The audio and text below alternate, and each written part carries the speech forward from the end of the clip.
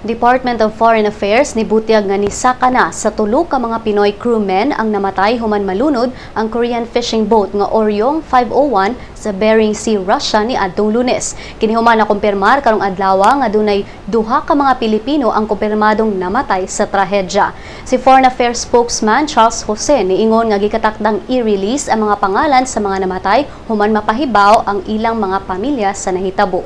Ang tulo ka mga Pinoy kauban sa 13 ka mga Filipino crewmen nga sakay sa barkong Oryong 501 nga nalunod ni adtong Lunes. Sa 13 ka mga Pinoy, tulo ang na-rescue sa insidente samtang 7 pa ang padayong gipangita. Sakay sab sa barkong Oryong 501 ang 35 ka mga Indonesians, 11 ka South Koreans ug usa ka Russian inspector. Ang mga rescue teams nga padayon pang nangita sa mga survivors sa nalunod nga barko nibutyag nga naglisod sad sila sa ilang operasyon tungod sa problema sab sa panahon didto sa Bering Sea, Russia.